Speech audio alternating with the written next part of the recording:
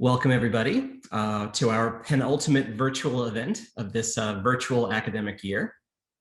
I say this is our penultimate event because we have actually just scheduled an emergency roundtable for noon next Tuesday, April 6th, on the theme of submerging democracy in America's states. And I believe that Derek will be putting the registration link in the chat so that people can, thank you, Derek, people can know how to register for that. Voter suppression and violent intimidation are both on the rise across the nation, especially at the state level, and particularly here in Michigan. It should go without saying, but apparently it doesn't, that these actions have no place in any democracy. And our expert panel will be considering America's democratic emergency from both historical and a comparative, contemporary perspective. So please do register, please do spread the word, and please do come. Today, however, we'll be considering another closely related threat to democracy, both in America and abroad: populism. Our presenters today are Pauline Jones and Anil Menon, both from here at the University of Michigan. But before I introduce them and turn the mic over to me, I should note that this project received research support last spring from one of WCED's research grants for both faculty and students. And I say this not to credit claim, but to advertise, because our deadline for research proposals is this Thursday, April 1st. So please do consider applying if you're doing any project related to democracy or authoritarianism in any way very broadly defined. And again, I believe Derek will be sharing the relevant link. Yes, thank you again, Derek. So now to today's presenters. Pauline Jones is Professor of Political Science and Director of the Digital Islamic Studies curriculum here at the University of Michigan. Previously, she served as Director of UM's Islamic Studies Program and International Institute. Anil Menon is a political science PhD candidate at the University of Michigan. He's also a visiting research fellow at the Center for the Resolution of Intractable Conflict at Harris Manchester College, Oxford University, and a Gerald R. Ford predoctoral fellow here at UM. So I believe that Pauline will be handling the presentation and Anil will be taking the lead in the Q&A. So please feel free, those of you who have questions, please feel free to ask questions during the talk itself, and we'll be getting to those at the end of the talk. So Varieties of populism, there's a lot to cover. So without any further ado, let me turn things over to Pauline. Thank you guys very much for making the time to present your work to us today. Well, thank you very much for the opportunity to present. This is very much a work in progress. It is a conceptual project primarily, although we will be motivating it with some empirical illustrative case studies. But it's a great time to be presenting this work, and we're very grateful to the WCED and to you, Dan, and of course, Derek, for supporting our project. So thank you. I'm going to share my screen now and put my slides up. So the title of the presentation is Varieties of Populists, Paths to Power and Implications for Regime Stability. And first let's see if I can advance my slide. There we go. To write this paper by a core question, which seems pretty simple at its face: what is a populist? If you look on the screen in front of you, you'll see 4 political actors who are quite diverse and yet share this label of populist. They've all been called a populist at some point in time or another. In the upper left-hand corner, you have Marine Le Pen, which some would characterize as a right-wing populist, the leader of the National Rally, formerly the National Front in France. In the bottom left corner, you have Vladimir Putin, an autocrat, the leader, the president of Russia. In the upper right-hand corner, you have Hugo Chavez, the former president, known as a sort of leftist, socialist populist, if you will, former president of Venezuela. And in the bottom right-hand corner, of course, you have former President Trump of the United States. Again, very diverse political actors all have shared this label of a populist. It begs the question, then what is a populist? If Tim Bale is right, and at some point in time, any political actor who is in the news frequently enough is going to risk run the risk of being labeled a populist sooner or later, then what actually can we glean from this label? It's just become, it seems too easy a label to use. It's proliferated, and it's not just that it's proliferated in the news media. It's become a common tactic of politicians who are looking to vilify their competitors. For example, Macron has used it in France to run on the slogan of being not a populist. Scholars have also indulged in the same tendencies, especially recently. It's become common for scholars to attach to politicians this label of being a populist as a negative label if they see this politician as potentially undermining democracy. So it's been overused. And ironically, what we've done is we've spent more time focusing on definitions of populism and what populism is, rather than trying to clearly identify and differentiate among populists. And we think this is ironic and counterproductive because what we really care about at the end of the day is identifying populists. We want to know who is a populist, how do we classify them, because populists are associated with regime destabilization. Dan Slater started out saying populism can be a threat to democracy. That's absolutely why it gets so much attention, is that populism is believed to have anti-democratic tendencies, and populists, those who wield populism, are often, especially recently, being held responsible for the backsliding we're seeing in democracy around the world. And in once stable democracies like the United States, we've had backsliding of recent, and people attribute that to the rise of populism and populists as winning elections. So what we really care about is identifying populists, because we care about the implications of populists in power. And yet we haven't focused enough on trying to identify and differentiate among populists. Why has this happened? I think, or we think first and foremost, there's been this tendency over time to generalize characteristics of populism from specific individuals. So to aggregate up from specific individual characteristics into this sort of general concept of populism. And this has kind of meant that there's no consistency across time or space. So anyone can be labeled a populist. Again, it's just free flowing because populism itself has not been precisely defined. There's also this issue of a near consensus that's developed around populism, particularly in political science, as being a thin-centered ideology. So this notion that it's thin-centered, which we happen to disagree with, and I'll get into that later, has helped to reconcile the fact that there are these diverse political actors who employ populism and who have been labeled as populists. But it's also broadened the term populism so much that it's becoming meaningless. You can be a populist just because you simply seem to be dividing society into us versus them, or because you might be seeming to dismantle democracy. So there just isn't sort of a consistent usage over time, and there's often too much of a usage. The more we use it, the less meaningful it becomes, it seems. So what's the solution? What should we do about this? And some scholars have argued that we should really just discontinue the use altogether of these terms because the label has become so meaningless. Others argue that we should do away with any attempt to have a singular label or a singular definition of populism because it does vary so greatly across time and space. So one definition is just impossible. What Anil and I have tried to do is take a different approach, and that is a twofold one that first tries to distill populism into elements that are time and place invariant. So we do think that populism, although there's of course variations across time and place, there are core elements that are consistent across time and place. And these are first that populism portrays society as divided into the elites and the people. And this is very much consistent with the existing literature. The second is that populism diagnoses the antagonism between these two groups, the elites and the people, as arising from a structural imbalance. This is somewhat of a departure from the existing literature because we argue that the structural imbalance is much more important than the sort of moralistic us versus them that is often emphasized in the literature. And I'll elaborate on this in a few minutes. And then the final core element we identify of populism is that it prescribes a deliberately vague program of action to rectify this structural imbalance that it identifies as the source of this antagonism.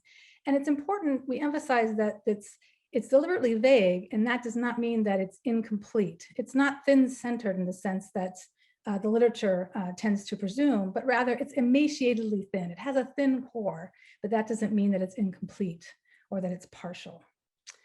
The second part of our twofold approach is that we develop a typology to differentiate among populists.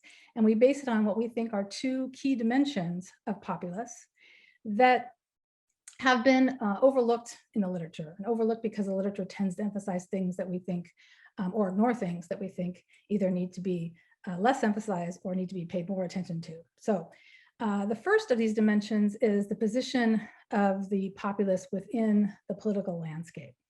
We argue that populists can be insiders or outsiders, whereas the literature tends to focus on outsiders or mavericks who operate on the margins of the political landscapes. Those are the ones that receive most of the attention. We argue, however, that populists can also be mainstream politicians. They can very much be insiders who are located at the center of the political landscape. And this is going to have different implications for how these populists behave once they gain power, if they gain power. The second dimension is the ideological commitment to populism. And here we differentiate between opportunists and true believers. Much of the literature is taken for granted that populism, or rather populists, those who employ populism, share a deep ideological commitment to populism. That's something that's really more or less unquestioned. There's a focus on situating the platforms of populists along a left-right continuum, but there's not a sense of a continuum in terms of how committed they are to actually their policy platforms based on populism. Yet what we see empirically is that there's a significant variation in the degree to which populists actually pursue their so-called populist agendas, regardless of where they lie on this left-wing, right-wing continuum. So in terms of our goals for this paper and this talk, I want to just clarify what we're trying to do. Again, it's a very conceptual paper. We're not empirically testing hypotheses. We're trying to sort of flesh out these differences and really not add to the plethora of definitions of populism. We're trying to build on some of these core elements that come out of these really deep discussions about populism across literatures, but particularly in political science and sociology. We're also trying to provide a really clear set of criteria for consistently identifying populists, as well as distinguishing among populists. Simply put, a populist is a political actor who wields populism. Populism, according to our definition, which is that it contains these three core elements. Populists have different reasons for employing populism, which leads to different patterns of behavior for each of the ideal types that comes out of the two-dimensional typology we developed. And this is going to have different implications for political outcomes. So this is really the meat of what we're interested in, and feedback on how well it helps you to identify populists and to differentiate among them would be most welcome in the Q&A and afterward. Finally, we think that in doing this, right, in synthesizing what are the core elements of populism, time invariant core elements of populism, and providing a clear way to distinguish, to identify and distinguish among populists, that we can both preserve the analytical value of populism while still recognizing this really important diversity among populists. Because again, it's going to have important political implications.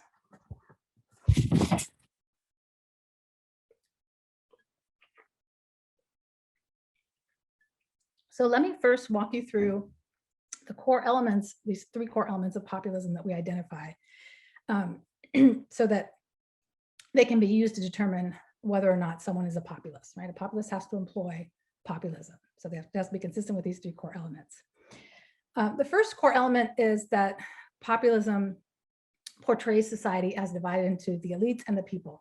And for any of you who are familiar with populism, the populist literature, you know this already. There's nothing really new here. Across the literature, there's this emphasis that's shared on a distinction that populists make between us and them, or populism makes between us and them. And we share this emphasis as well. Our key point of departure really is how the antagonistic relationship between the elites and the people, or us versus them, is characterized. In the literature, it's focused mostly on morality, right? The source of the antagonism is morality, and so there's this clash of morals between these two groups, the pure people versus the corrupt elites. We really back away from that because we think that it blurs some other important elements. In particular, it blurs what is actually the source of the antagonism and what populism identifies as the source of the antagonism between these two groups. And that is our second point, the second core element, that this antagonism is diagnosed as arising from a structural imbalance. It might be portrayed in moralistic terms, but the importance is that there's a structural imbalance whereby elites are benefiting at the expense of the people. So morality is not the source of these divisions, it's this structural imbalance, and the structural imbalance can manifest itself, importantly, it can manifest itself politically, economically, or culturally, or in some combination, both culturally and economically. You could add to that socially. So there are lots of different ways that this structural imbalance can manifest itself. But it's this structural imbalance and not this moralistic antagonism or this moralistic relationship that is the source of the antagonism. And this is important because the source of this structural imbalance has implications for which institutions populism seeks to bolster or dismantle in order to rectify the imbalance that it identifies, as well as which ideologies it might employ alongside populism to mobilize support in doing so.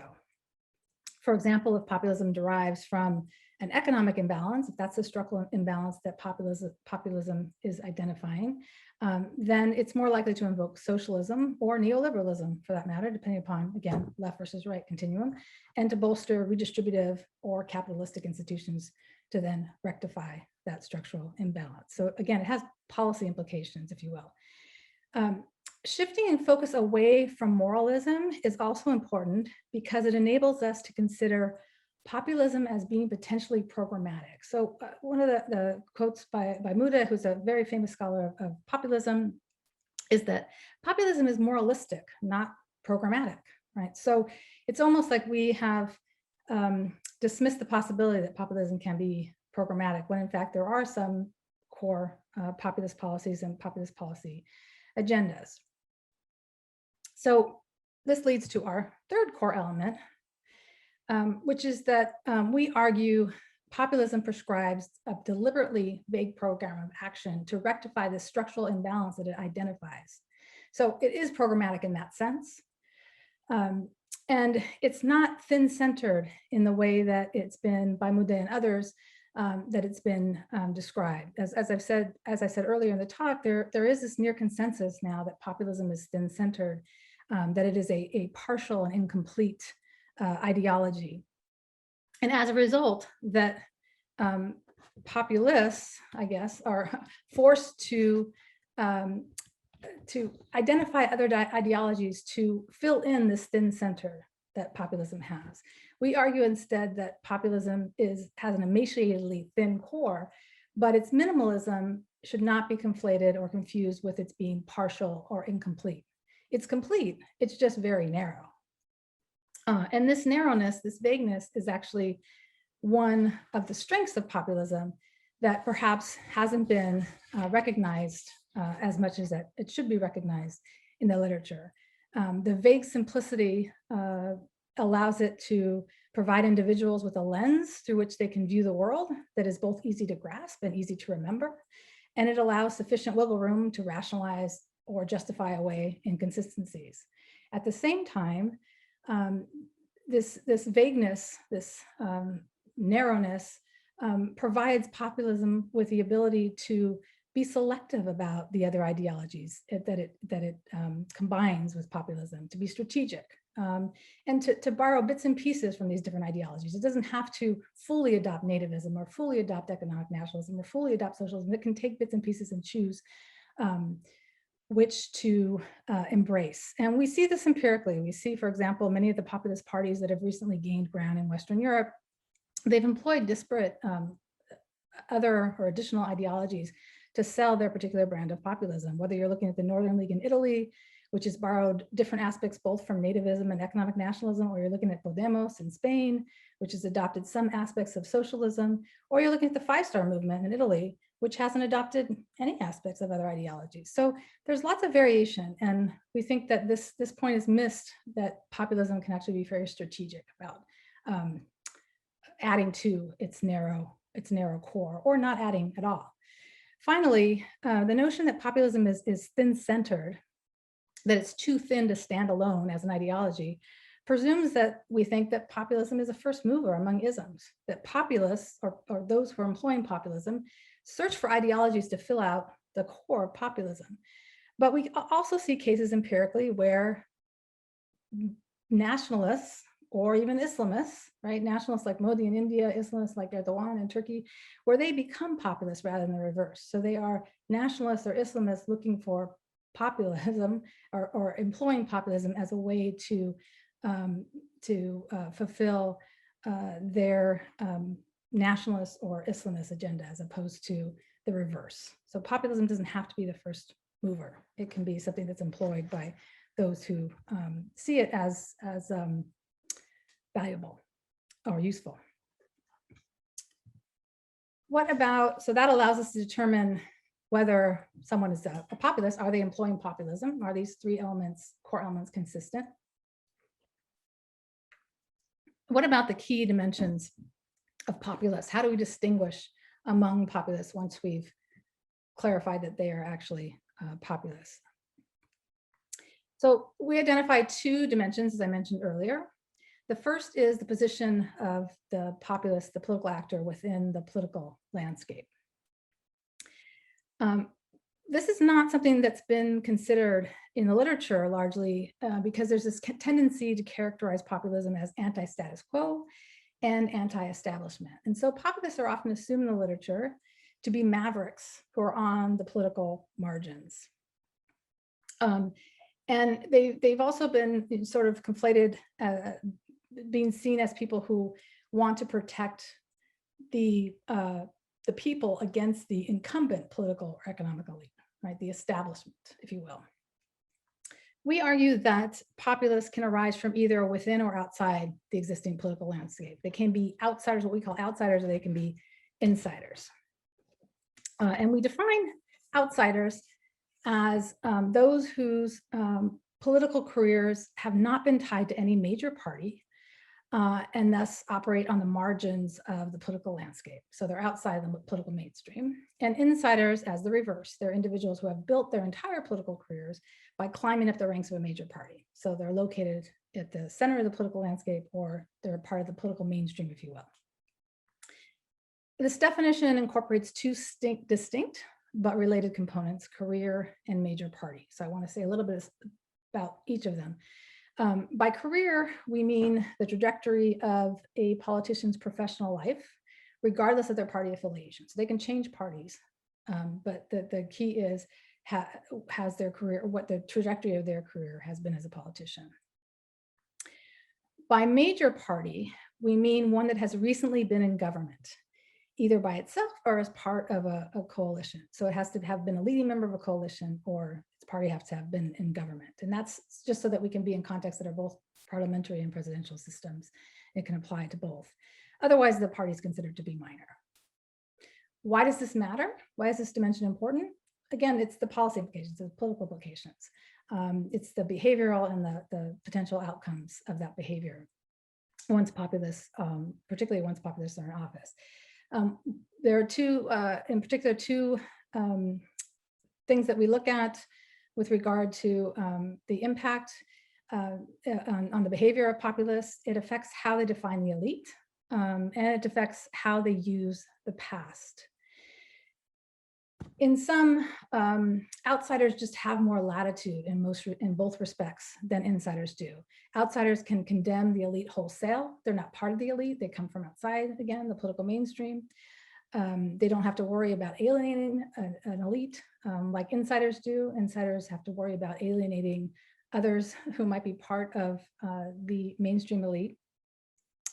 And outsiders can use both the recent and distant past. They can invoke a recent past or a distant past, because in both types of past, they're not part of the political mainstream. They're not those among those who can be blamed for these whatever the inequities are of the recent and distant past. They just have more latitude with how they use these things. Insiders have to be more careful on both counts. The second dimension is the degree of ideological commitment to populism. This dimension has remained absent in the existing literature due again to this tendency, I've talked about a couple of times, to dismiss populism as a thin-centered ideology. On the one hand, it seems to have made a discussion of ideological commitment unnecessary, right? Scholarly and media accounts just tend to take for granted that those who share the label of populists are equally committed to populism, which has led to this presumption that populists, once in office, if elected, will seek to implement their entire populist policy agenda. On the other hand, the focus on populism as sort of needing to borrow intellectual furniture from other ideologies because it's thin-centered, it can't stand alone, has made it difficult to articulate what it means to be a committed populist. We argue that populists vary in their ideological commitment to populism. There are opportunists who have a low-level commitment to the ideological underpinnings of populism. They're not seeking election or re-election because they want to implement a full-scale populist agenda, but rather because they seek power. And then there are the true believers, right? And these true believers have a high-level commitment to the populist, or the underpinnings, the ideological underpinnings of populism. They seek, first and foremost, to implement their populist policy agenda. So this has very different implications, again, in terms of why this matters, for policy alignment, and whether we expect, once they get into office, for these populist policy agendas to align with their rhetoric. In terms of commitment and how we define commitment, that's important because we're talking about, whether their ideology, their commitment to ideology is high or low. Here we look at the consistency of a politician's policy positions prior to taking office. And we look at this both during and between electoral cycles or election seasons. And we look over the course of their political career. We do this because it allows us to have a uniform measure across politicians who seek but never attain elected office. And because it avoids taking at face value what politicians say when they're campaigning for office. So politicians whose policy positions closely adhere to their populist rhetoric throughout their political career, including outside of the electoral season, so they're not just saying it during elections, are classified as having a high level of commitment. And politicians who either adopt policy positions that do not closely adhere to their rhetoric for most of their political career, or employ populist rhetoric only during the electoral season, are classified as having a low level of commitment. So what these two dimensions do for us is they help us come up with 4 ideal types of populists. Again, I said we want to be able to classify what makes someone a populist, classify into types, and then distinguish among populist types. So this is an overview. In the next slide, I'm going to go into a little more detail about some of the political implications and sort of behavioral and policy outcomes we might expect. But here I just want to give sort of an overview that helps distinguish among these 4 types based on their orientation toward the status quo. And that'll give sort of a lead into the next slide where we talk more about their goals and then the implications for regime stability. The first type is we call oppositional. These are populists who are outsiders and true believers. They're fairly common form of populism throughout history. These are political actors that seek to criticize those in power, and they're using populism to criticize those in power by questioning the status quo. Type 2 are also true believers, but they are insiders. So they have gained power, they have been elected to office or gained power in some way. They're distinct from oppositional in that they're insiders.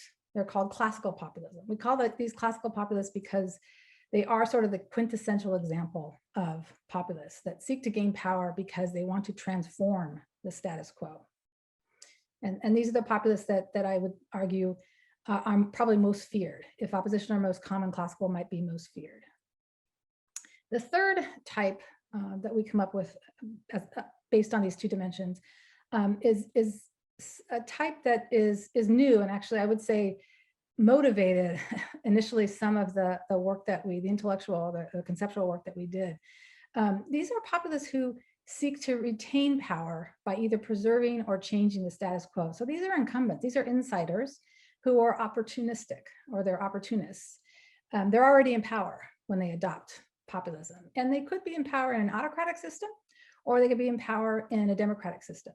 And depending upon which system, which regime type they come to power in is going to determine whether or not they want to preserve or change the status quo. If they are autocrats, they're using populism to preserve it. And if they're Democrats, they're using populism to change it. Finally, another, I think, ideal type of populists that has not previously been identified. The oppositional and classical are things that you'll find, and maybe not called that, but you can find those types throughout history and in academic writings. But not so much the pivot populists, and certainly not the strategic populists, again, because of this lack of recognition that populists can be opportunists, that populists can be insiders. So these are like pivot populists, strategic populists are opportunists. And like oppositional populists, they're outsiders. They're outside the political system. Or by our definition, they are outsiders. And these populists seek to get elected by discrediting, but not changing the status quo. So you're not going to witness the type of transformational change that you would under a classical populist, but you are, or even the type of change you would under a pivot populist in a democratic system, but you will, there will be some discrediting of the status quo by this person to get elected. So to just, again, provide more details for each of these types and why we think they're important to differentiate among, we make several different points of comparison in the paper. Just don't have time to go into all of them, but the main ones here are why they employ populism, what is it they seek to accomplish. That's one thing that distinguishes these different types among these different types. The second is how they define the elite, or which elite they target. I alluded to this earlier when I talked about insiders versus outsiders. The third is, again, something I alluded to earlier, the degree of policy alignment, the degree of alignment between their rhetoric and the policies that they actually strive to implement. And finally, as a result of all of these things, their likely impact on regime stability. So again, going through our four types, oppositional populists, they want to change policy. They definitely want to change the existing policies. They can and do condemn all the elite. They can make a blanket condemnation across the elite, and they're outsiders. It's the elite writ large against the people, however defined. They have a high degree of policy alignment, even though they're not in power. Their rhetoric and their policy positions are closely aligned. And finally, they are initially regime stabilizing, because they do critique those in power by calling into question the status quo on behalf of those who are excluded. And so they can, in a sense, bolster democracy by being more inclusive initially, but they can become regime destabilizing, either if they win enough votes to become a perceived threat, or they win enough votes to actually displace incumbents. And if they actually become elected, then they move to this category of insider, and they can become classical populists. The second category we identify, second ideal type, are classical populists. They are initially regime destabilizing because they seek to gain power in order to change the status quo. But once they've achieved this goal, they become regime stabilizing because they want to maintain the system, the new system that they've created. Pivot populists, again, so for classical populists, I went right to stabilizing versus destabilizing, and I didn't talk about the other elements. So they want systemic transformation. They only condemn some of the elites. They can't make a blanket condemnation because now they've become part of the elite, or at least they need to have some support from part of the elite. We expect, like the oppositional populists, we expect a strong, high degree of policy alignment. And then, as I said, initially destabilizing, but then become stabilizing. So pivot populists are seeking to retain power. That's what they're primarily interested in doing. They're using populism in order to retain their power. They're insiders who, for some reason, are afraid of losing power or anticipating that they might lose power. Again, they can only condemn some of the elite because they are insiders and they are beholden. They are also themselves part of the elite. So this notion that populists are all anti-establishment becomes problematic when you're an insider and you're part of that establishment. So you have to be very careful about which elite you condemn or you vilify. You're going to see less policy alignment because these are opportunists. They're not using populism because they believe in populism per se, but because it's a means to the retaining power. And pivot populists can be either regime stabilizing or destabilizing. Again, this goes back to whether the incumbent regime is autocratic or democratic. If the regime is autocratic, they would seek to preserve the status quo to ensure their continued rule. But if the regime is democratic, they would seek to change the status quo to ensure their continued rule, albeit not as swiftly or completely as classical populists would. And finally, we have this ideal type number 4, the strategic populists, who use populism.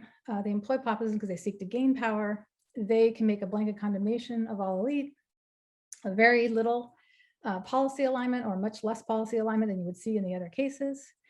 And we would expect strategic populists to be regime destabilizing because they seek to get elected by discrediting the status quo, not necessarily changing it. They don't necessarily want long-lasting change, but they do want to discredit it, call into questions the basic fundamental institutions as a way of maintaining their electability, let's say. So what I want to do is illustrate, if you will, each of these ideal types with 4 case studies going back to the pictures that I showed you at the beginning. So the spoiler alert, the answer to the question, are these 4 all populists? They've all been labeled as populists. Are they, by our definition, populists? Is yes, they all are populists, but there are different types of populists. They each represent, or I would say, are emblematic of one of these 4 ideal types. So first we have Marine Le Pen in France. She is the quintessential oppositional populist, right? I said before, this is the most common variety. These are the outsiders and the true believers. Does she wield populism? So the first question one has to ask themselves, before you say, is so-and-so a populist? You say, well, do they wield populism? Right? Do they, by our definition, there's 3 core elements, part of their, do they fit? She does, indeed, she wields populism. She's embraced all 3 core elements of populism as we define it. She blames elites for profiting from the EU, the European Union. She blames them for profiting from international banking. She blames them for profiting from the status quo. They are to blame all elites, that is, this political oligarchy is to blame for the plight of the country and for all the social and economic inequities that have been endured by the French people. She claims to be the champion that will reverse these policies, that will reverse these inequities and these policies that are the basis of this inequity. So that's a structural imbalance. She has done this, moreover, consistently. She's a true believer. She has consistently held these views since she joined the party in 1998. Her party, which used to be called the National Front, was changed, I think, in I'm trying to remember, I think it changed its name in 2018, so very recently, to the National Rally. But she has, even though she's part of the party's top leadership, these parties have never held executive power. So again, she's an outsider, she's a true believer. And she's engaged in this, as I said, this blanket condemnation of the elite, whereas her main objective is to defend the French nation and its people. The elites, she accuses of waging a weapon of war against the people and being a political oligarchy, as I think I mentioned. So she's our quintessential oppositional populist. Next, we have Hugo Chavez. He's our quintessential classical populist, insider and true believer, the most feared variety. Does he wield populism? First and foremost, the answer is yes. He absolutely embraces all 3 of these elements. Most importantly, he blames the previous economic elite for all the inequities. That's the structural imbalance that he identifies. He has cemented his credentials as a true believer over many decades. He founded 2 political movements in 1982 and 1997, and then ultimately the United Socialist Party of Venezuela in 2007. He led 3 movements and parties, none of which held power before 1998 when he was elected to the presidency. So he was an outsider for a long time. He was an oppositional politician who became a classical populist by virtue of becoming an insider post-1998. He has implemented his policy agenda. So he's had, you see pretty close alignment between the policies that he advocated and those that he's adopted. He, upon election, immediately sought to realize this agenda by dismantling the existing regime. For example, in 1999, he championed a constitution of the Bolivarian Republic of Venezuela, which called for a move from representative to direct participatory democracy. He's also directly appealed to the people to support his efforts to dismantle the regime. He has deliberately sought to embed himself in this sort of pantheon of Latin American freedom fighters to earn himself the adoration and affection of the people. And his rhetoric has clearly identified a division between the impoverished people and the elite, specifically those elite who are seen as opposing his policy agenda or the implementation of the people's will against international capitalistic forces. So he's a true believer. He's become an insider by post-second election and holding power. And he's fulfilled, unfortunately, we probably would say for the Venezuelan people, most of his populist agenda. Next, we have our pivot populists. These populists are the most misunderstood. That's why Putin needs a puppy. These are the insiders and the opportunists. Does Putin, there's lots of debate about whether or not Putin's a populist. This is part of what motivated, many of you know I'm an area expert on Russia and the former Soviet Union. This is part of what motivated this project is Putin a populist? Well, then what is a populist? So yes, he's a populist. I'm going to come out and say it. He definitely wields populism. He embraces all 3 of these core elements that we've identified. He blames the liberal elites, right? He's an insider, he's got to be careful. Can't make a blanket condemnation of the elites. He blames the liberal elites, the ones that embrace Western democracy, for creating a cultural imbalance. That's the structural imbalance. That's the problem. It's a cultural imbalance. And his pledge is to restore Russia to its traditional values.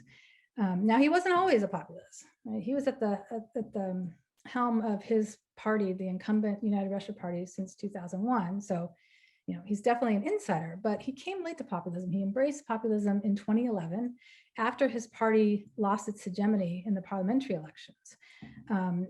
This suggested that there was a decline in Putin's own policy, and so he turned toward populism. He has used the rhetoric of populism to deflect blame for the country's social and economic problems, of which there are many, by vilifying, as I mentioned before, the liberal domestic opposition. This is the corrupt elite, the liberal domestic opposition. So it's not the establishment, right? It's not the incumbents. It's those who have embraced Western principles that contradict and imperil the traditional values of the Russian people. And those traditional values are defined as moral conservatism and Orthodox Christianity.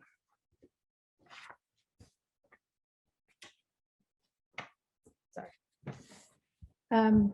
In terms of policies that he's actually implemented, you know, Putin's been very vague by, you know, he brands the elites as the traitors, and he is the savior. He's the savior of Russia's sovereign democracy, and that's what's going to protect Russians' values. He's also created, institutionally, he's created this direct line where ordinary Russians are encouraged to communicate directly with the president. But beyond that, there's not much alignment, and we didn't expect that because he's a pivot populist and he needs his puppy. Finally, we have strategic populists. This, we think, there's a question mark, is the most unusual form. We haven't found many of this type, but that just may be because we haven't looked hard enough or they've been misclassified. These are outsiders and opportunists. We think Donald Trump is emblematic of this type of populist. Does he wield populism or did he wield populism? Oh, for sure. His rhetoric contains all 3 components that we identify as defining populism. He distinguishes between the elite and the people.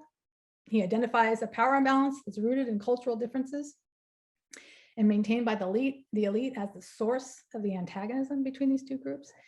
And he promises to resolve this imbalance by championing the will of the people, restoring American values, right? Making America great again. We classify President Trump as an opportunistic adopter of populism because he has not remained consistent in his commitment to populism over the course of his political career. He emerged as a clear outsider, in fact, whose political career was not tied to any major party. So he's both an outsider and an opportunist, making him a strategic populist. In terms of policy, again, he's been very both vague like Putin and also not a champion of the type of populist policies that seem to get him elected. The vagueness is the sort of drain the swamp. That's the rallying cry if you're disillusioned with the status quo. So it's a blanket condemnation of the elite. It's a anti-establishment, anti-elite. He's the one that serves as the voice of the forgotten by these elite. In place of real policy change, you get Make America Great Again, this appeal to the past, this vague appeal to the past. But do you get concrete policies? No wall, no replacement for Obamacare, no tax cut for the middle class, all big campaign promises that were seen as populist. But we do have lots of conservative judges, thanks to Mitch McConnell. So again, this is each of these ideal types, I think, say something about the policy implications of populists. It's not that any of them are particularly good, with the exception of oppositional populists, which we think can play kind of a gadfly role, but that they're distinct, and we need to pay attention to these. So what? I mean, why should we care that there are different types of populists? Why should we be so concerned with classifying them accurately? We think that it improves our understanding of this phenomenon, that we just really can't explain something and why it's occurring and what its impact is unless we can actually clearly identify it. It tells us why populism is so appealing, why it's proliferating. I mean, part of the reason why it can proliferate is because there are so many different types. It avoids misclassification. So we think some leaders have been misclassified as populists and some have been misclassified as not populists. In particular, these two, what we think are new categories that we've created, these strategic populists and these pivot populists are usually unidentified in the literature, and we think they're important manifestations of populism. We clarify sort of the implications for regime change. They're not always, populists are not always transformative when it comes to regime. They're not always destabilizing. There are different sort of orientations toward the status quo we need to pay attention to.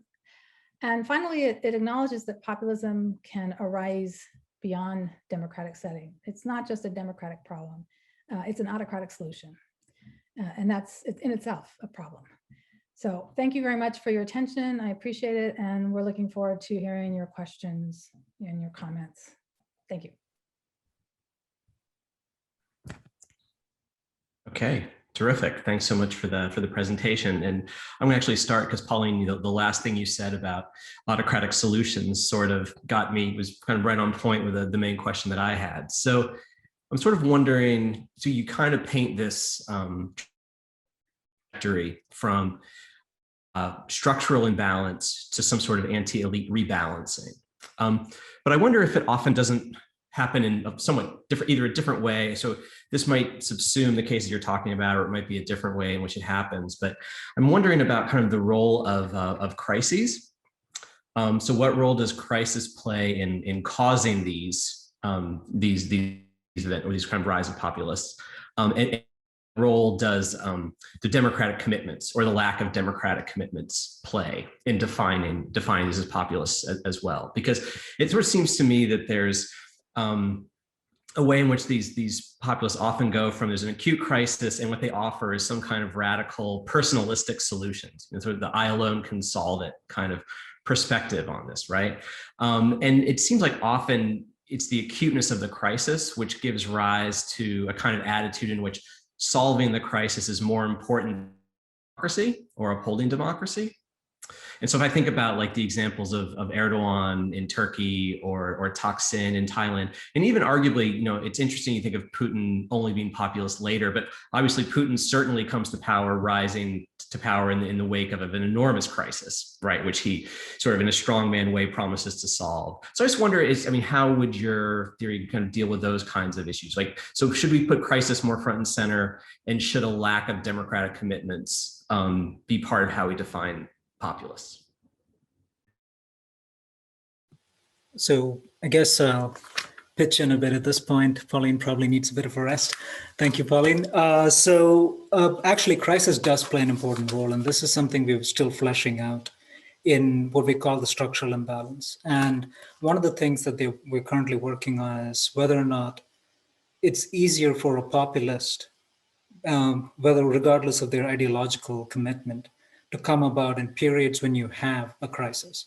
Because for the public, and this is the power of populism, is that when it's something that is more easily recognizable for a political, it's more easily mobilizable for a political actor. So when you see a clear problem that divides society in the wake of the 2008 financial crisis, you're more easily able to tell people, here you see a clear class of people benefiting, and the vast majority that is languishing, then that creates a space for populism to really flourish, because it's easier for people to wrap their heads around the situation.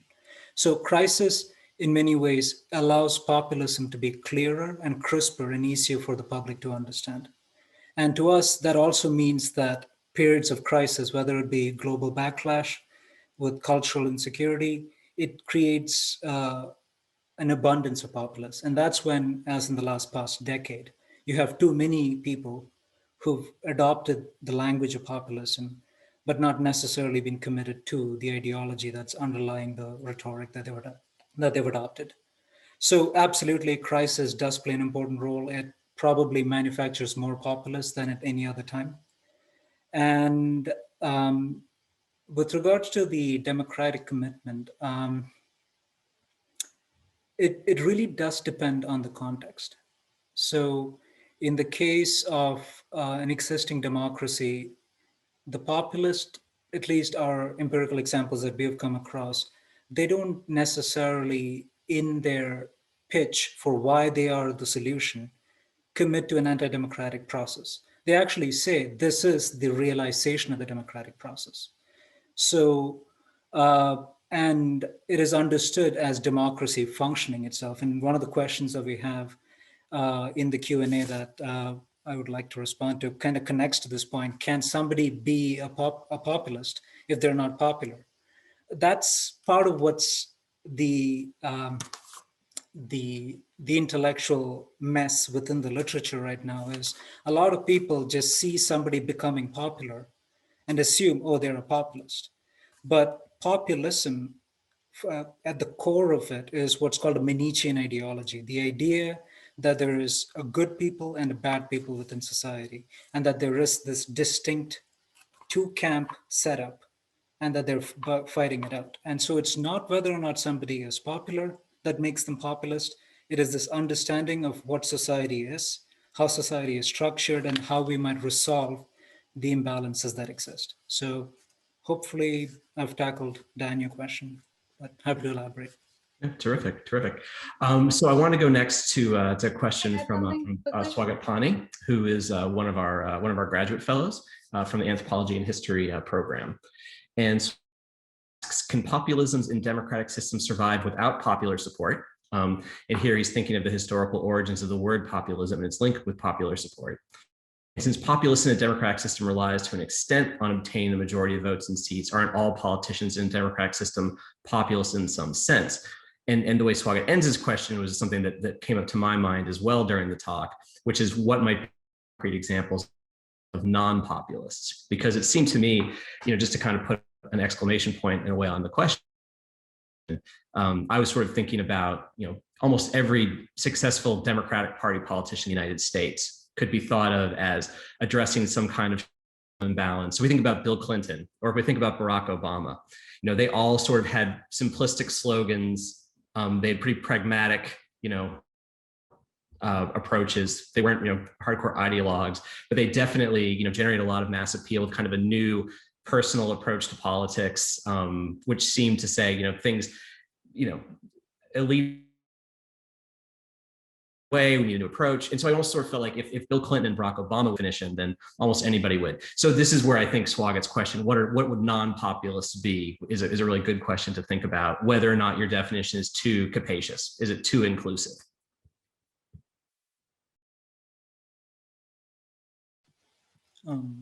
Pauline, did you want to add on to the previous answer, or do you want to transition? I did, but let's just go ahead. Let's just move forward. Thank you. Got it. So not everyone is a populist in that there's 3 parts to our definition. It's actually quite exclusive in that we're trying to kick out a lot of people that have just been assigned to this camp of populists. For instance, I think somebody that immediately comes to mind who explicitly took down his candidacy as a populist was Joe Biden. When he came onto the scene, he explicitly said, let's not go us and them. And that's a clear this understanding of dividing society. That's key to how to understand what a populist is and what populism is. And so because of, in many ways, maybe the root of the word creates a lot of our problem here, which is populism back in the day was something that was convenient and people have continued to use it. But the fundamental definition of the word has nothing to do with popular support. And that in some ways is captured by somebody like Marine Le Pen. Yes, in 2017, she had more than 30% of the French electorate supporting her, but the previous decade and a half before that, actually close to 2 decades before that, she was running on very little electoral support, but maintains that position that here are the bad guys, here are the majority of us who are the good guys, we need to do something, and she's the quintessential oppositional populist. So it's important because it's extremely hard given what the word is and given how our brains work. We automatically see popu and we think popular, but the word does not equate with popular support. Yeah, and I guess here's where, but it does have to connect to the people though somehow, right? And so I definitely like the idea that we should be defining populism in a way that you could have successful populists and unsuccessful populists, and so that certainly makes good sense. But I would think that even in a case like Marine Le Pen, right, even if she's not successful, her appeals have to, at least in principle, be applying to some kind of notion of the people, which is in principle a majority, right?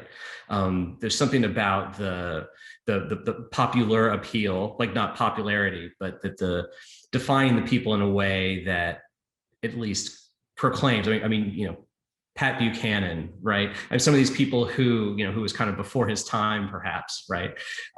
Came along, but the idea is to try to redefine the nation in a way of us and thems that could be popular with the majority, right? So there is this, there's certainly an appeal to a majority, right? Was that? And very quickly too, exactly, it needs to apply to the majority, but it needn't appeal to the majority. And that's exactly the criteria is by definition, the populist needs to identify as his electoral base, the vast majority of the population. I'm doing it for you, the people, because you are the masses. You are the people who democracy should be favoring, should be working for. But these guys over there are twisting the system such that democratic processes don't function properly. And so absolutely. So their stated constituency needs to be, if not a simple majority, the vast majority. If the other way around, if not the vast majority, a simple majority. And that was excellent. I know, thank you. If I can just add to that too, the distinction we make with oppositional populists is that they're so committed to the core values or core elements, if you will, of populism that they actually prefer not to be elected. So they're not as concerned about their electability. They want to be elected, but they'd rather hold on to their core commitment, their ideological commitment to populism. And so it sort of goes away, it goes against this, one of the main tenets in political science is that all politicians want to get elected and reelected. That's their main reason for going into politics. For them, they're true believers that their ideological commitment precludes them. They're not going to bend their policy position or their ideological commitment to their policy positions in order to get elected. Okay, terrific. So we also have a question from Benson Chung. And so Benson asks, does your definition of populism have any impact at all between how we'd understand radical versus extreme wings of ideologies? So for instance, where does populism end and extremism, for instance, Golden Dawn, begin? Or is that an irrelevant distinction to your model? So how does it kind of overlap into these questions of extremism and non-extremism? And the second question Benson asks more specifically to Pauline, as a Russia specialist, where do you think Zhirinovsky would place in the system? Since he's kind of thought of as a fake opposition figure, is he outside the model, or how would Zhirinovsky come in?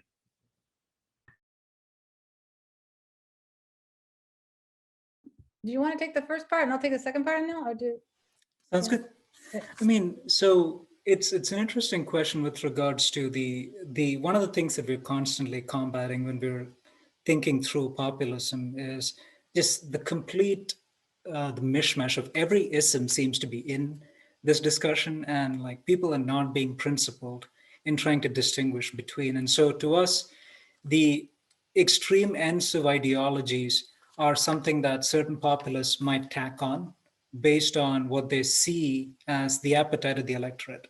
But our focus in this project is to drill down on populism. So we don't have much to add with regards to how they might utilize an ism, or to us, populism is a distinct entity that is fundamentally distinct from the extreme modes of fascism, ethnic nationalism, things of that sort that might come about. So, yeah.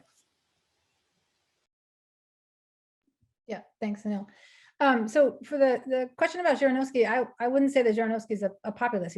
He wasn't employing populism. I mean, he's a straight up ethnic nationalist. And so I can't classify him as he's not a populist.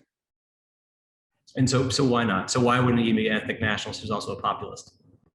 Well, he wasn't employing populism. So that's what we're trying to avoid, is that people, so one, this notion that populism is thin-centered, and so it has to tack on other ideologies. It can't stand alone.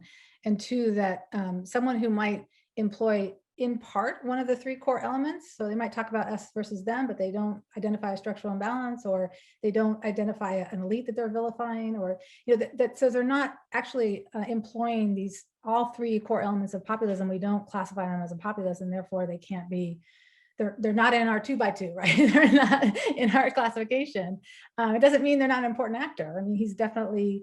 I see the confusion between opposition and oppositional. He was definitely part of the opposition. He was oppositional, but he's not an oppositional populist.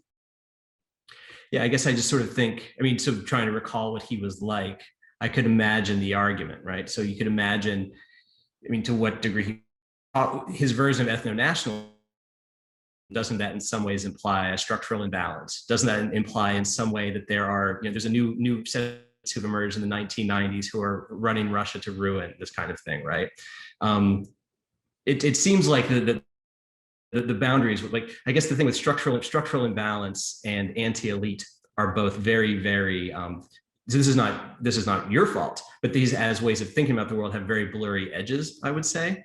And so this is why for me, like, someone like Zhirinovsky or Barack Obama, right? I could imagine I could definitely tell you a story that could either put them in your camp or outside of your camp, which we can then try to operationalize. But you've chosen some concepts that are hard to pin the edge down, I think, right? Possibly. Yeah, I mean, so that's a great point. And I think, maybe we need to change the terminology, because we're using, again, we're trying to build on the literature. And so we're using some of the terminology that's there, and maybe we need to move away from that more. I think that's an excellent point. But I guess one question I would ask you to push back on both the Obama example and what was the other example you used? Not the Zhirinovsky, but Bill Clinton. Bill Clinton. Yeah, but I thought you used another one. I would say, who's the elite that they were vilifying? And how are they classifying the people? I don't see them as that first core element where they're deliberately dividing society into, there's an elite and they have set up this structural imbalance and they vilify them, versus there's the true people. That isn't something I see in their rhetoric or in their policies. So. Was vilification in your talk? Did you mention vilification? Sure. Did I miss that word? Why, you like that word? I do like. Well, it's Well, Yeah, they vilify the elite. And the question is, maybe I use the word condemn instead of vilify. I was trying to be softer. But you know, it's the opportunists, excuse me, the outsiders versus the insiders, they both condemn the elite, but the question is, which elite did they target? Are they condemning or vilifying the entire elite, like the political oligarchy, like Marine Le Pen? Or is it a specific elite, this liberal elite that's adopting these Western core values, that's against traditional values in Russia that Putin identifies? So I just don't see that in the rhetoric of Obama or Zhirinovsky, for that matter. There wasn't an elite that was being vilified. There was just a Russian spirit that needed to be lifted, right, and dominate. That's helpful. I think the move to think more about, you know, this kind of a vilification, the kind of extreme condemnation, you know, might be helpful for your purposes, and help you draw that clear line. So we got, I think, a helpful question here from Matthew Newbacher, who asks, so how might we analyze the role of populists at different levels of government? And so can populists find more success at local levels of government? This is certainly interesting in the United States case, where we think about at the state level, possibly some governors historically who we would think of as populists. So is that something that is worth thinking about? So I've been thinking about that in the background since Matthew posted that question, and it's something that we have stayed away from given the primary intent of the paper, which was to try and get at national level executive actors, which is where much of the conversation has taken place. But from thinking about it for a while, I don't see a necessary reason for why we should expect differential levels of success for populist actors at different levels. But if Matthew, you know, not to put you on the spot, if you had any thoughts on it as to why that might be the case, would be happy to engage further with that. But I don't know if Pauline had any further thoughts on that at the moment. No, I was reading the chat because I was like, there's some great questions in there, and how do we capture all of that? Yeah, anyway, I don't have anything to add. Okay. So let me move on to Rob Franzise's question from our department.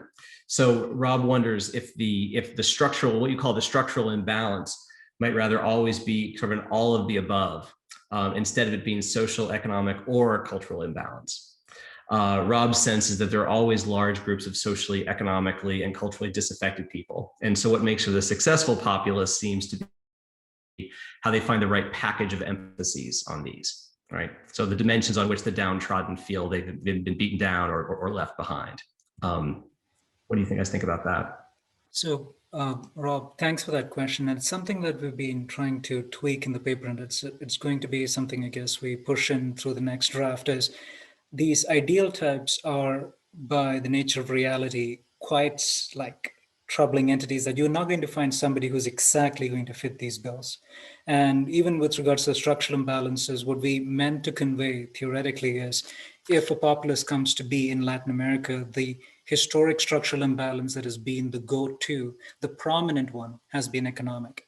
They might loop in some aspects of the social, the cultural, but the primary one, the one that comes to the fore, would be economic. In European and developed democracy context, what we find is something that's cultural.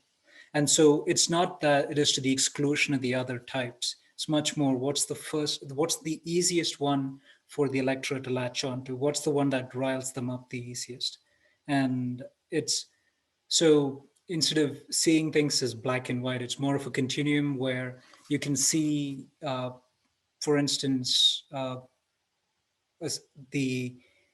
I guess, as Dan was pointing out, some of these actors are, closer to the boundary between two types, but we've decided to put them here because they are best capturing certain elements of the ideal type that we've described. So, yeah. Okay, so I'm gonna draw on Benson Chung's here, his follow-up question from the Zhirinovsky question, to kind of get us thinking more generally about authoritarianism here.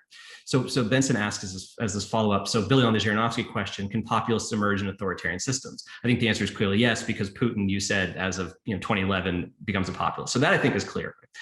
but their paths are to power and not necessarily rooted in the mass electoral base. And then the examples that Benson offers are Slobodan Milosevic, perhaps, or Bo Xilai in China, right? So as we think about, so the answer to the question, of course, is yes. You argue that they can, because if they appeal to populism. But so then I guess, because people certainly have also referred to Xi Jinping as a populist. There's definitely invocation of populism in authoritarian settings. But I guess what I would then wonder to sort of amplify this question is, so does regime type not matter? Okay, so you kind of at this point, I think you're taking an approach in which regime type is a non-factor in your analysis. So I want to push you a little bit on that. Is that, do I have that right? Or can we think about a way that it could be included as a variable or as part of a, so regime factors as factors to consider?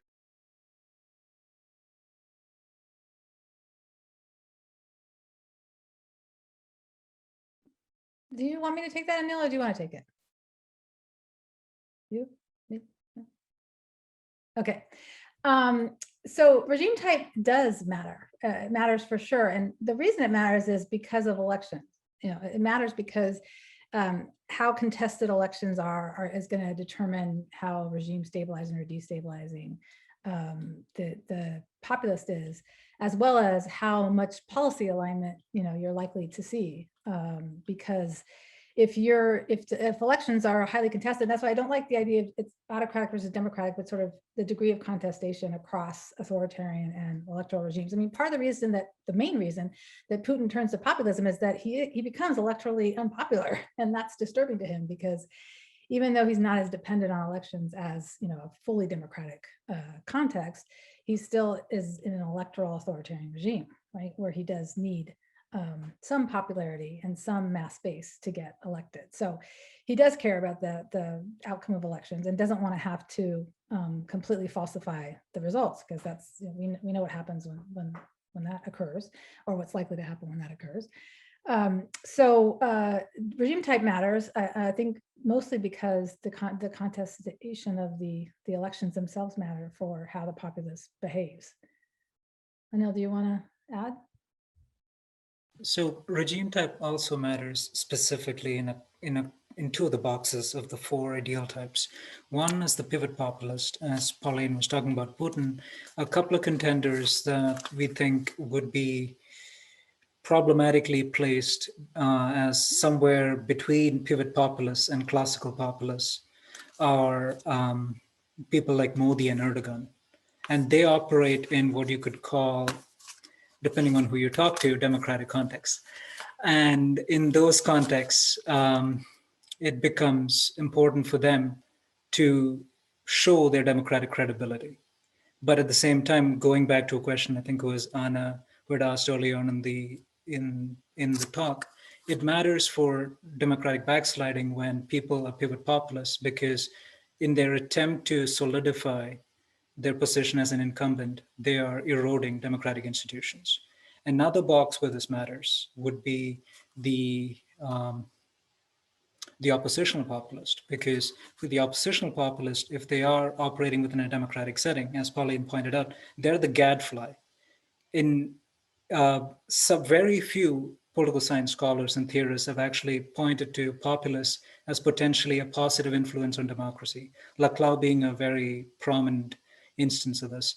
And it's important to recognize that some populist actors, if they're not going into office, they can poke the mainstream into addressing certain issues that otherwise just go unaddressed. So to some extent, an oppositional populist could serve as a robustness to the democratic process. So one thing that kind of struck me in the answer here. So Putin is this example of someone who changes, right? So someone who becomes this puzzle of why would you become a populist in this problem of electoral popularity? So I guess two responses. One is that, so to what degree do we think Putin was driven by internal results as opposed to external events? So this is, 2011 is right on the heel of all these color revolutions. And so to what degree is, so is there international diffusion going on?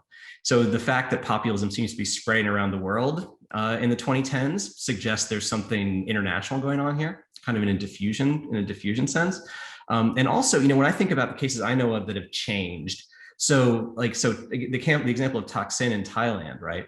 The reason he becomes more populist is because he's being blocked, right? Essentially, the oligarchy, as he sees it, is housed in institutions that can block him at every turn. And so it's a way of getting around constraints, right? And so that's what that's kind of and then you go directly to the people, you make these populist appeals because going through normal political channels is giving you. So what about those two? So the kind of diffusion question, and then these are what they're really about is getting around constraints. So this goes back to something I said a few questions back. And it's the idea that it's the conditions that a politician is faced with matters for whether or not they jump in and throw their hat in as a populist. In the post-08 environment, part of it could be that, you see somebody doing it and so you adopt it, so international diffusion. But the other side of this is populism is just an easier sell. A politician sees that people understand, okay, I am suffering, but with these guys who seem to, within the pandemic setting, make $500 billion, that seems to be a fundamental injustice. And so populism becomes cheap, but extremely electorally efficient. And so part of it could be diffusion and seeing the success, and others have made this argument that Donald Trump has inspired many politicians to become more populist. But the other aspect of this is that it's more viable as a strategy because it's easier for the general public to latch onto it. And I am blanking on your other question, the Thailand. Let me push you back on the Trump point a little bit, though, because my understanding of the literature in Europe was that after Trump won, populists in Europe started to do worse. And part of what may be going on here is that one reason people vote for populists is as a protest vote, and they don't expect the populists to win. And the specter of Trump winning actually kind of, maybe is spooked off. So there might also be, in the same way that so there's diffusion, but it might not necessarily take the form of inspiration. That here's an inspiring populist who others want to be like that there might be countervailing. So which would suggest that it's not diffusion as in people like, oh, I want to be like this, and then the mode diffuses, but there's something global. There's something about the economic times we live in. There's something about immigration. There's something about these post-industrialism, the rural decline. I mean, obviously, urban-rural divide is just enormous all around the world. Those kind of global factors are why we see populism popping up all over. Not so much a diffusion of, boy, that looks good, I'm going to try to do that. Dan, did I just convince you to move from diffusion to my side of the camp? If you have a camp, it's us versus yeah, them. I mean, it's the idea that the structure. Be a them. I don't want to be vilified. Pauline's going to vilify me if I'm a them. I'm not going to be condemned. I'm going to be vilified. So as long as I don't get vilified. No, so go ahead. No, so I guess what you just said was the idea that we were trying to convey was that the economic conditions and the backlash to globalization that's happened in the last 10 to 15 years is exactly the fertile ground that populism needed for it to catch on like wildfire. Well, fertile ground, well, dry kindling that populism needed to catch on like wildfire. I was mixing my metaphors there for a second. Yeah, so.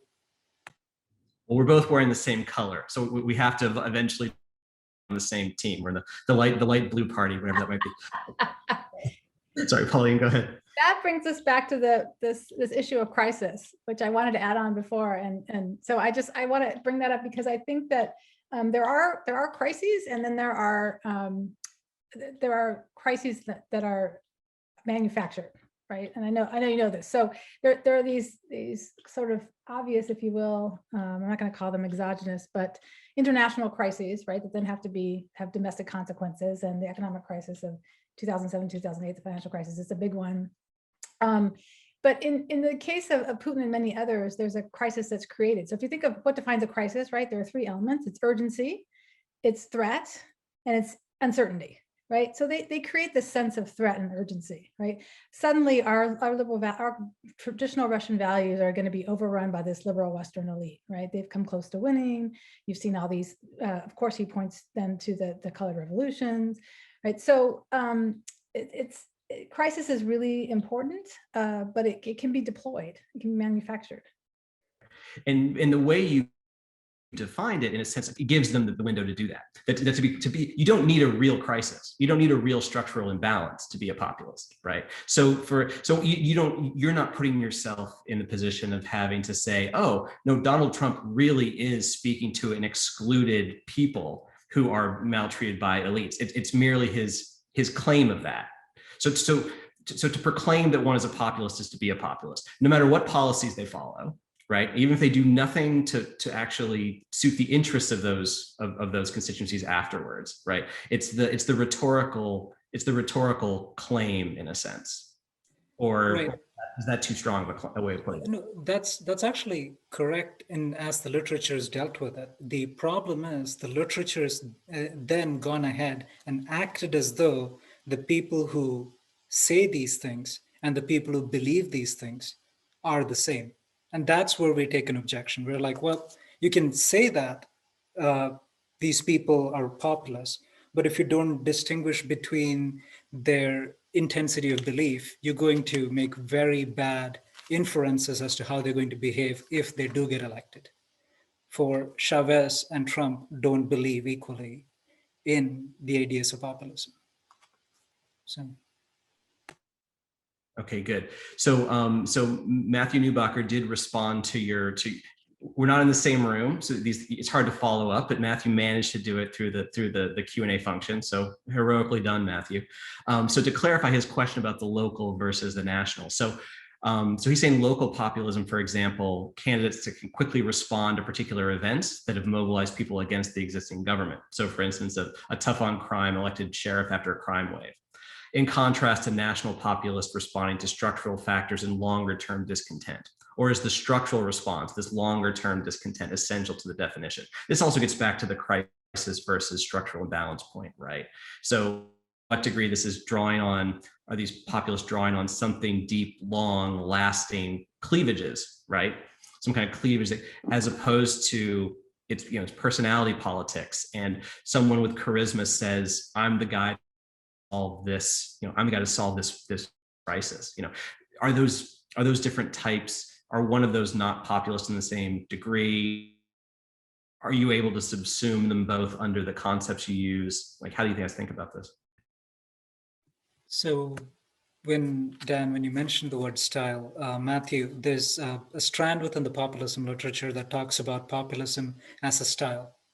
But our concern with that entire the literatures that draw on idiosyncratic individuals is that it basically, you can go look at somebody and say, oh, this is what makes them a populist. 10 years later, somebody does something else, and all of a sudden so the in thing becomes important to the definition of populist. And it becomes very unwieldy, and it just goes back to the Tim Bale concern. If you put somebody on TV long enough, they become populist. And so for us, it was the crucial exercise for us was, well, we don't want to, coin a new term, and we want to engage in a productive conversation. There's 100-year literature that we're responding to, and nobody's going to take us seriously if we don't start with some level of common ground. And so the common ground that we start with is this understanding that populism at its core needs to see an us and them, a good and bad. And that good and bad, why the good and bad exists, is where we start to diverge from the existing literature. But without at least having that fundamental two-part society understanding, we couldn't engage with this literature. We would just be laughed out of the room, was the concern. So yeah. Well, you won't get laughed out of the room around here, and partly because we're not in the same room, so we can't laugh you out of the room. You won't be laughed out of the room or laughed out of the Zoom. So, but this is really terrific. Is there anything else you guys want to? We're basically at the end of time. But is there anything you want to sort of like by way of conclusion, and thinking about as you kind of think about the questions you've gotten and future directions for the paper? Any last word either you want to offer? Something that you haven't got a chance to emphasize adequately yet?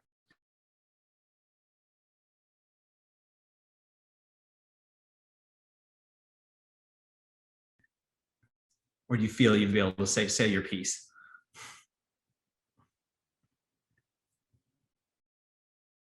you know, as Anil said, it's an immense literature. It's a rich literature. I would love feedback on whether or not people think this is a useful enterprise, that we're going to get a better outcome by trying to get some conceptual clarity, both for populism and then for identifying among populists or different types of populists. I like your idea, Dan, about sort of what is not a populist, and maybe some examples of that might be helpful. We can think about that. I mean, Bolsonaro is someone that comes to mind. He's called a populist all the time, but we don't see the anti-elitism. We don't see the us versus them rhetoric, but we do see, you know, some of the stylistic things that have been attributed to populism. So we've been kind of working through different prominent individuals. You know, I have a keen interest, a deep interest in the religious, I don't know what you want to call religious nationalism, Islamism, and some have argued that Islamism is the purest form of populism, which is something interesting to think about and explore. I think that's probably wrong. I mean, there's lots of varieties of populists. If you're going to call this some of those populists, there are lots of varieties there as well. I mean, Khomeini versus Erdogan, big difference, right? So that could be something to pursue. But I'd love to hear feedback from people, you know, even offline, about whether they think this is a useful enterprise. It'd be helpful for us. Yeah, well, it's clearly useful, right? I think it's tough, really conceptual pieces. You know, I think we know that's hard. So whether it makes sense to drill into one case and provide more kind of empirical, you know, say, well, there are these different types, but let's talk about one of them. Or I think it might also be useful to think about, you know, what you're not saying. So things like nativism, things like strongman, like I think, you know, this idea that anyone who seems like a strongman leader gets called a populist, but if you could maybe think of a way to argue against those conflations, right, to then clarify, because I think very few people I would not expect many people to say, oh, Putin's a populist, but Bolsonaro is not, right? So that's interesting, and this is back to Swagat's question. So saying a little more about, you might think this is a populist, but here's why not, and why we think it's more useful to think in a different way. Those contrasts could, I think, add to it would make it clear why the novelty. So the new approach means we should actually not be lumping this one in that we tend to, and maybe one that we tend not to, we should. So that I think might be one way to approach it. But this has been great. So hopefully others people will be inspired to send in their research proposals in the next few days to try to get to get funding, because WCD loves to be able to fund research like this. It's obviously timely, relevant. It's hard to travel, but hopefully getting easier to travel in the months to come. And so just wanted to end by reminding everybody that we're going to be doing this emergency roundtable next week, given the kind of dramatic recent events that we've been experiencing in Michigan, on the theme of submerging democracy in America's states. So hopefully everyone will be able to join us next week.